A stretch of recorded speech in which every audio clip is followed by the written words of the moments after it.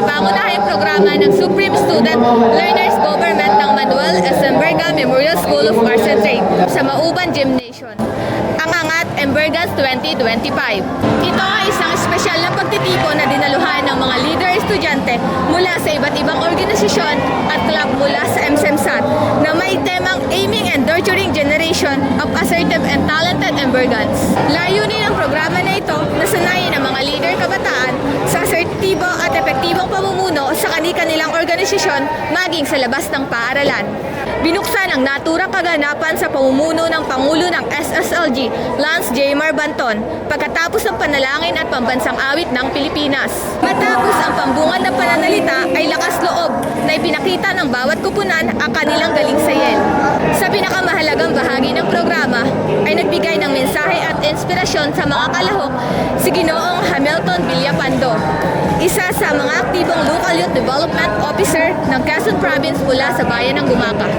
Tinalakay ni Ginoong Villapando kung paano maging isang responsableng namumuno sa isang organisasyon, kung paano isabuhay ang pagkakaroon ng integridad at tamang pamamalakad bilang leader kabataan. Ano po ang inyong mensahe para po sa mga future youth leader ng Mauban? Para sa future leader ng Mauban, syempre una ay alamin kung saan tayo mahusay sapagkat dito nyo malalaman kung ano yung pwede nyo maiambag sa ating bayan at komunidad. Pangalawa ay alamin din yung mga suggestion ng mga tao sa paligid ninyo. Find your mentor, ask your teachers and friends kung saan pa kayo dapat mag-improve kasi yung kanilang mga suggestions at mga opinion ay mahalaga rin upang malaman natin yung mga qualities natin na kailangan nating i-improve pa. And lastly ay hanapin ang mga core values na meron kayo sapagkat ito yung magiging anchor natin, yung ating magiging North Star. Wherever we go, kapag alam natin yung ating mga core values, lagi natin bitbit yung ating magiging advokasya at mga pinaniniwala ang mga paraan upang makatulong sa bayan. Tinalakay naman ni Konsehal John Ryan Ilaw, PPSK, President ng Ginyangan, Quezon, ang mga core values ng isang leader kabataan at ang paggamit ng parliamentary procedure sa pagpupulong sa isang organisasyon. Aniya, ang ganitong gawain ay nakakatulong upang magkaroon ng isang mapayapa at organisadong pulong. Magandang hapon po, Konsehal Ilaw. Ano po yung mensahe niyo para po sa mga future youth leader ng Mauban? Ayan, so ang ating mensahe sa mga future youth leaders ng MSEMSAT is to always keep the fire burning. Ayan, stay committed sa lahat ng inyong ginagawa.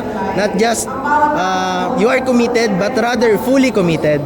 Ayan, so dito syempre sa student leadership, sa student government, ay wala tayong nakukuha kahit anong singkong salapi or honorarium. Kaya tayo ay huwag sumuko sa ating mapapagod, sabi nga pero hindi susuko. So ayun, padayon sa mga student leaders ng MSEMSAT, lagi tayong magsilbi ng walang hinihiling na kapalit at bukal sa ating kalooban. Ako po ay sumasaludo sa inyo. This is your SK Federation President Consigliere Ilaw. Mabuhay ang student leaders ng MSEMSAT.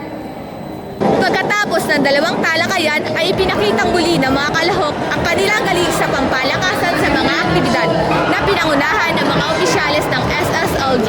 Pagkatapos ng nasabing programa ay nakatatak sa mga labi ng mga kalahok ang ngiti ng pagkatuto at pagiging responsable kabataan ng kanilang paaralan.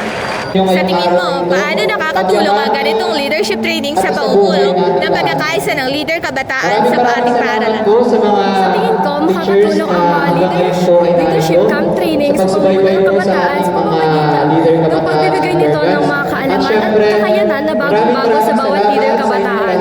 Sa mga kaalaman nito ay magkakaroon sila ng pantay-pantay na pagkakaintindihan, kaya maunawaan nila ang isa't isa at magre-resulta ito sa mas magandang pagkakaunawaan at pagkakaisa ng bawat leader kabataan sa ating paaralan. Yun lamang po, maraming salamat. Ano ang iyong mensahe sa mga mag-aaral na nagnais maging isang leader kabataan sa hinaharap? So ang aking masasabi dun sa mga dumalo ngayong hapong ito para sa ating leadership training, sana ay ma-adapt nila yung mga natutunan nila ngayong araw na ito. Hindi lang yung kanilang kaalaman ay hanggang doon na lang. Sana ay pagdating ng panahon, sila din yung balang araw, sila naman yung magtotok sa mga kabataan na mga nagdanais maging isang leader kabataan. Muli